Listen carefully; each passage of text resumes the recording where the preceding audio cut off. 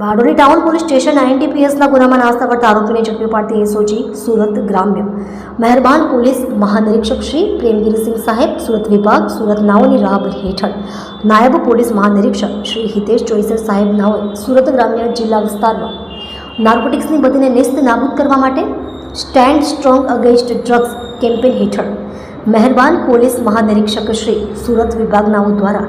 NDPSના કેસો શોધી કાઢવા તથા નાર્કોટિક્સના નોંધાયેલા ગુનાઓમાં નાસ્તા કરતા આરોપીને પકડી પાડવા માટે એસઓજી શાખાના પોલીસ ઇન્સ્પેક્ટર નાઓને સૂચના આપવામાં આવેલ, જે અનુસંધાને એસઓજી શાખાના પોલીસ ઇન્સ્પેક્ટર BG ઈશ્રાણી નાઓની સૂચના અને police sub inspector JK Rao નાઓના માર્ગદર્શન હેઠળ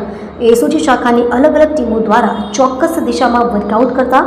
આજરોજ એસઓજી શાખાના ASI જીતેન્દ્રભાઈ મનુભાઈ તથા પોલીસ કોન્સ્ટેબલ પરશુરામ દિલીપભાઈ નાઓને મળેલ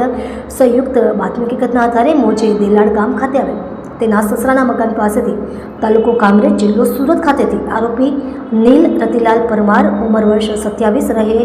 A વિંગ, પહેલા માળે, flat number 102, Lakshmi residency, Kamrej, તાલુકો કામરેજ, સુરત જિલ્લો, તેને પકડી પાડી કામરેજ પોલીસ સ્ટેશન ખાતે સોંપેલ છે.